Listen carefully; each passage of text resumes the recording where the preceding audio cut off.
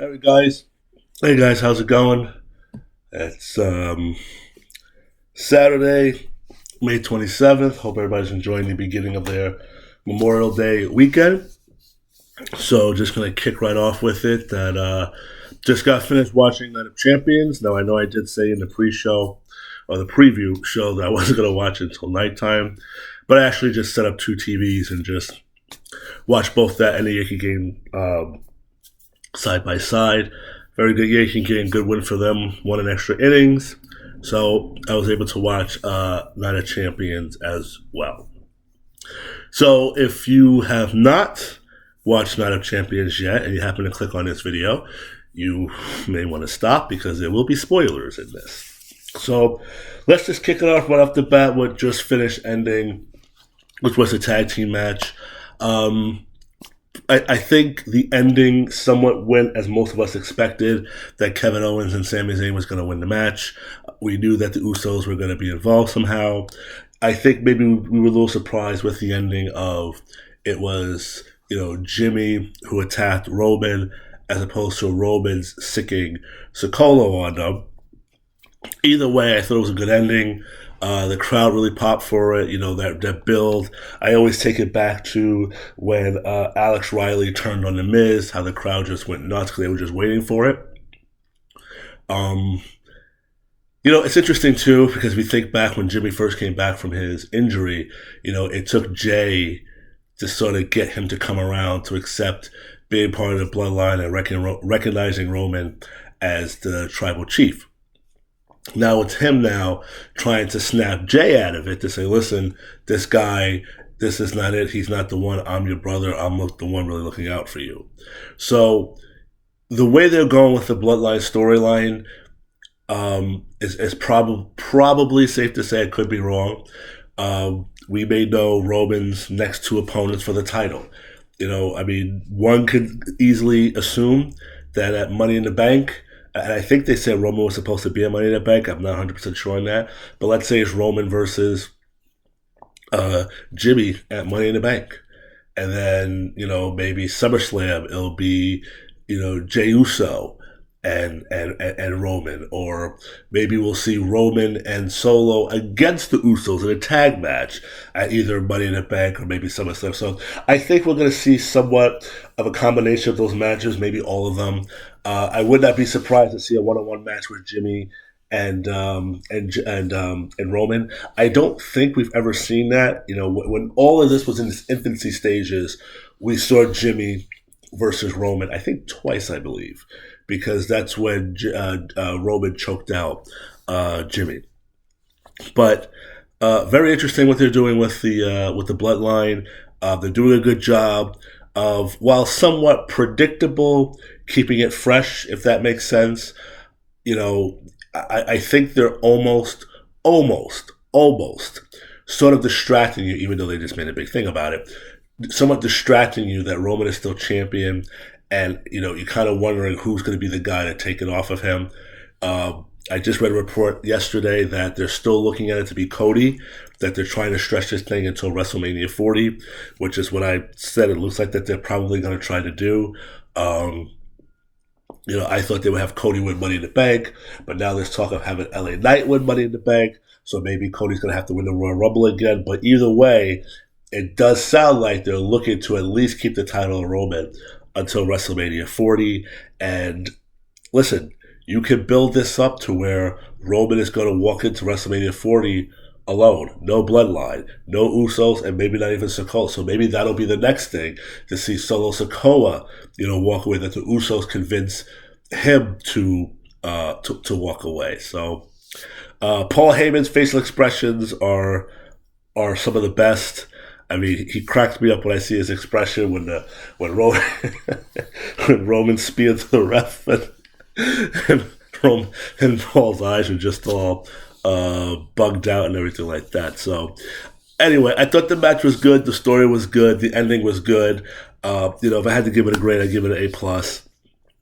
The question is, do we see Roman maybe go the opposite? Does he go to Afa and Sika and say, what did I do wrong? Why is the family? And maybe they tell him he's the problem. And maybe for a while we see him change. Or maybe Roman would attack them, and then he, really assumes control. There's several different avenues they could take with this that would be very interesting. But I thought it was a very good way to end the night. I thought it was a very good story, and it definitely leaves you wondering and hanging what the fuck is going to happen on Friday. And I'm pretty sure everybody's going to tune in on Friday to see what is going to happen. So, good job by them. The Cody Rhodes and Brock Lesnar match, that went the way I had said it would go in my preview. That it's just going to go to a no contest, because how are you going to have Brock lose to a guy with one arm? Okay, and I know they tried to build it with the titanium cast, and he can use it as a weapon and everything like that. And then to have Brock destroy Cody, does that help Cody kill his momentum? So this was really their only avenue, was just to do this. You had to stop the match. Cody, passes out from the pain. Putting a Kimura lock on him and having it on for so long, it kind of took me out of it, because, again, there's got to be some realism in it for me. And the fact that your arm's already, I know you can't see me, but, air quote, is broken. And now we're putting this added pressure on already broken arm. Why would anybody be sustaining that and holding it? Maybe, okay, for the first maybe minute and a half, okay, you're really trying to hang on. But, I mean, realism, come on, you're not going to hang on that long. You're not going to pretend to pass out, and then, just before your hand hits, you're going to pop back up and get the strength to do it all over again. It just took me out of it, because the realism just wasn't there for me. And that ruined it for me. I would assume there's going to be a Brock and Cody 3, and probably this will be the one that's more definitive for Cody to win. I mean, we've seen this before with Brock, when Brock is putting guys over. Sometimes he'll lose outright. If we're going to do these multiple matches, it's like he gets one, they get one. There's always like a funky finish in there somewhere, and then that's when it goes to rest. And I was even thinking, since Brock came back, has Brock even had a classic match? A match that we would just say, wow, that's a Brock match we have to go back and watch. Because really, if you think back before Brock came back, this is young Brock, okay, the next big thing Brock. You would probably say his 3 best matches was Eddie Guerrero at No Way Out, The Rock at SummerSlam, and that's debatable, and a third, which is probably his most famous match, WrestleMania 19, and it's famous for the wrong reasons, but WrestleMania 19 against Kurt Angle, and we all know why it's popular or it's famous, is because of the shooting star botch. We know that. But those are probably his 3 classic matches. And now when he comes back, what can you really pick out that's a classic? To tell you the truth, you would almost want to say it was Undertaker at WrestleMania 30, but because Undertaker got concussed, the match wasn't great, and it should be significant because he ended the streak. I would probably say, since Brock came back, Brock's maybe, I would say one classic was the Hell in a Cell match with The Undertaker. I would say behind that was his matches with AJ Styles and with Daniel Bryan. I don't know if I would count those 2 as classics, but they were good. And it's like, is this what we should just always just expect from Brock? Because I always criticize Brock's matches. It's suplex, suplex, suplex, suplex. F5, that's it. Now, we didn't see too many suplexes in this match, but it's pretty much the same thing. It's almost predictable. And it's kind of hard to sort of generate that excitement. And I don't know if I'm excited to see Brock and Cody a third time. Is it necessary for the story? Yes. Are they going to do it right away? I mean, I don't know what they're going to do with Cody. I don't think they're going to put him in Money in the Bank, have him win it, or have him lose because he's compromised. I don't know what they're going to do. But I would assume on Monday or whatever day, Cody's thing is going to be to redo my focus, to finish the story. We'll probably talk about Money in the Bank, and then we'll see. Maybe Brock will be in Money in the Bank. We'll see how it goes. It'll be interesting if he is. But let's see how it goes. But the match itself, to me, was really nothing special. Like I said, it just took me out of it because you took the realism out of it for me at the end. You just did it. Now, finally, the second time the lock is on, that's when you pass out. Sorry. It just wasn't me. And I even sort of think that even if Cody had tapped, I don't think it would have hurt him because you gave him a good reason for tapping. But be that as it may, the match goes to a no contest, or I'm sorry, maybe not no contest. I'm sorry, Brock did win the match because they called it. I'm sorry, Brock did win the match because Cody passed out. I'm sorry, but sometimes with these matches, that's how Brock gets the cheap win. But it was what it was, but it wasn't exciting to me. Maybe you guys felt differently. Rhea Ripley and Natalya, I mean, that was a 2-second match. You knew there was no shot in Natalya. I saw some comments online. It's Natalya's birthday. Should have did her like that on her birthday. But come on, did you really think Natalya was going to beat Rhea Ripley? Absolutely not. It was no surprise. This one I am happy about. Asuka taking the title away from Bianca Belair. My only thing is that we're still in this situation here. How is it that you're having the Raw Women's Champion on SmackDown? And you have the SmackDown Championship on Raw? How are we doing this? When are we swapping these titles? This does not make sense to me. It's interesting, but it just doesn't make freaking sense. But the way Asuka's character has been going, she absolutely needed to win the title for this. And to me, this is a restart of Triple H with Asuka because, let's be honest, Asuka has not been the same. Her career trajectory has not been the same.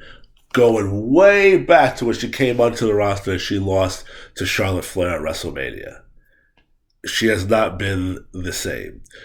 Asuka needs to get back to those dominant ways, and I love the character. I love the blue mist. I love the crazy look. I love everything that Asuka is doing right now.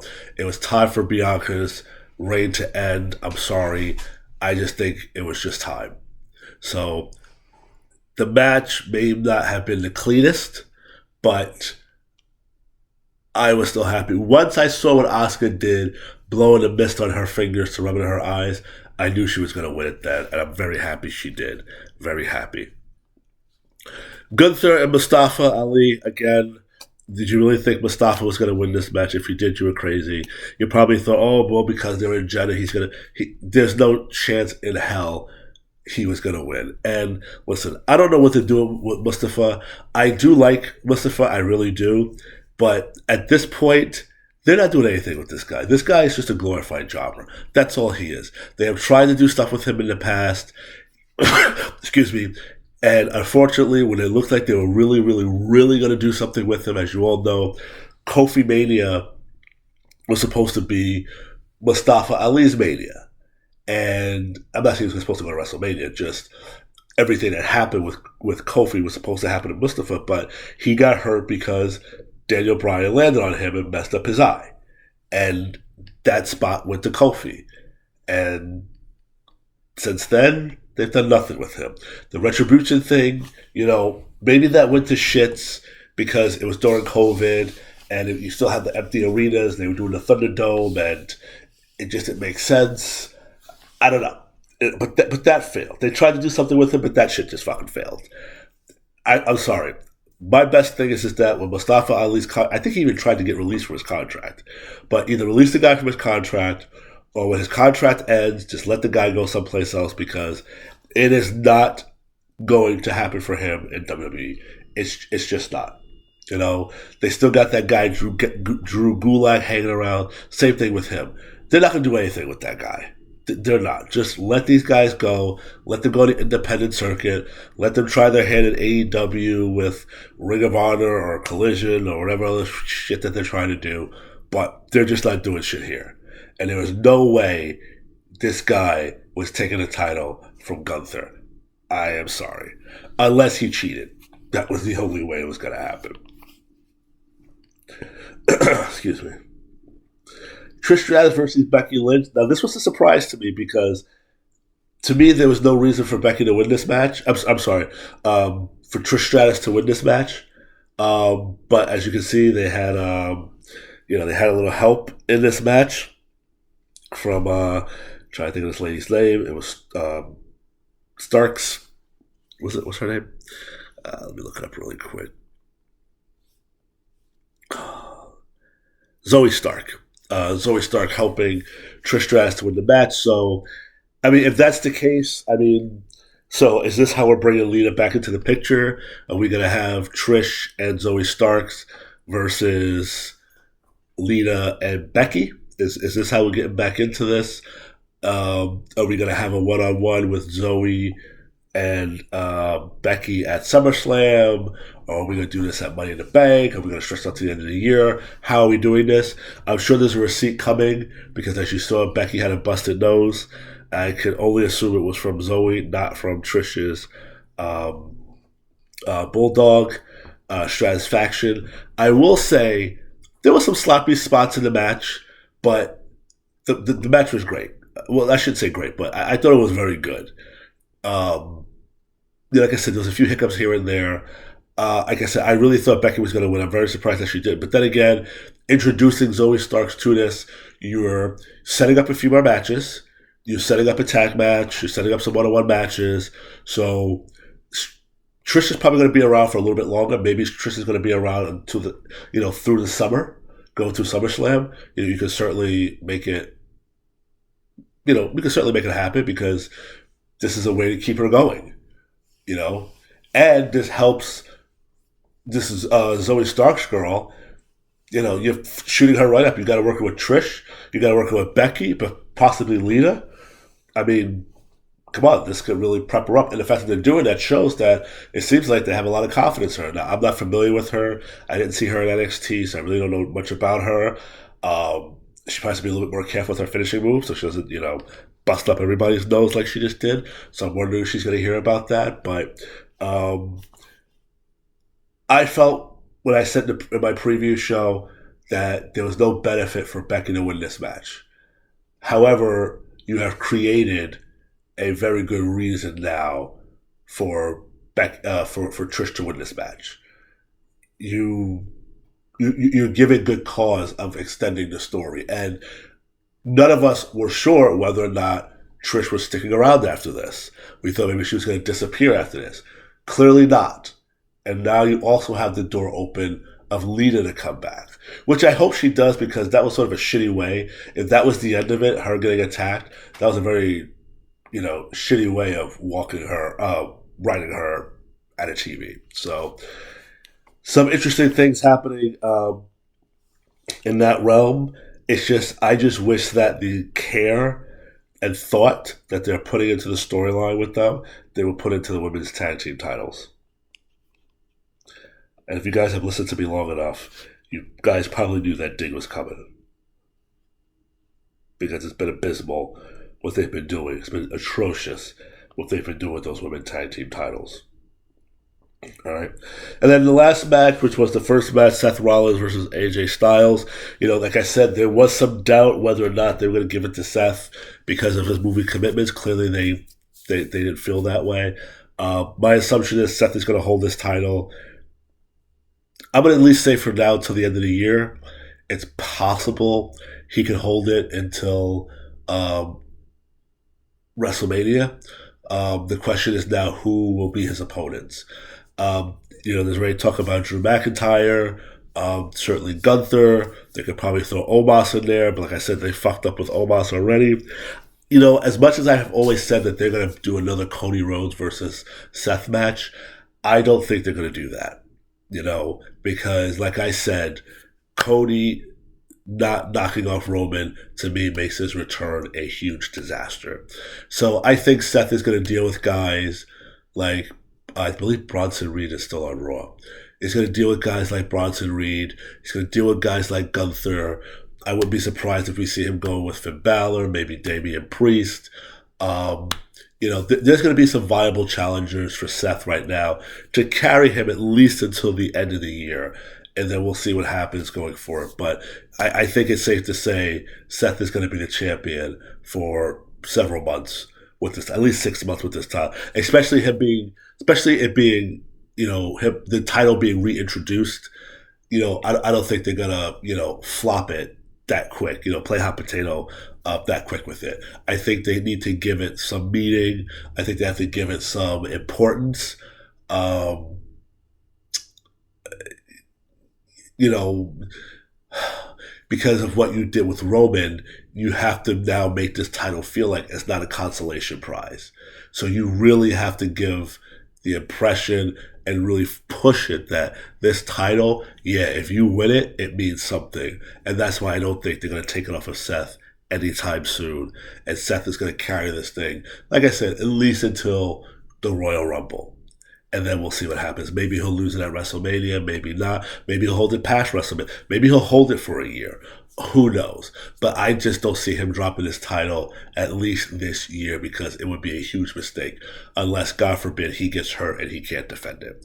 That's the only way I see this title coming off of him. But you got guys like Finn. You have guys like Drew who's supposed to be coming back. You have Bronson Reed. You got Gunther. And a whole host of other people. I believe The Miz is staying on Raw. I believe you could throw The Miz back in there. Like I said, I think you have Bronson Reed. And that's just a couple of names off the top of my head. And whoever else they're going to be drafting coming from NXT, some of the other fresh faces. So that's it. Hopefully you guys enjoyed Night of Champions. I mean, overall, it wasn't a bad event. I'll probably say the best matches was... For me, the best matches was the tag team title match, Asuka and Bianca, and Seth and AJ Styles. I would probably say those were the three best matches of the night. I'm sorry, I would say the worst match was Brock versus Cody. Sorry. Some might say it was Rhea and Natalya because it was so short. It's possible, but I think that was the worst match. But that's it. Tomorrow is AEW's Double or Nothing. I have not made up my mind if I'm going to watch that yet. But again, I hope everybody enjoys their weekend, the long weekend. And before you know it, you're going to have another one because you have 4th of July coming up. And I'm quite sure people are turning into another long weekend. I know I am because I already took off July 3rd. So I will have myself a little 4-day weekend coming up with that. That's all I got. If you're watching the NBA Finals, enjoy that tonight. Can the Celtics do a miracle? Can they pull a Boston Red Sox and come back down 0-3 to come back and win 4 in a row? They've run 2 in a row. They're going for number 3 tonight. Let's see what happens. If you're a baseball fan, again, I'm in New York. You got the Mets versus the Rockies tonight. You got the basketball tonight. The Yankees already won. You just got finished watching Night of Champions. You have AEW's Double or Nothing tomorrow. And you have some great weather in the Northeast. I know a little further down in North Carolina, not so much. Sorry about that. But enjoy your weekend. Have a great weekend. I will be back with more episodes later this week. I still owe you a Goldberg episode, and I'll probably end up breaking down and buying AEW Double or Nothing anyway. So stay tuned, guys, for a few more episodes this week. Have a great weekend. Happy Memorial Day.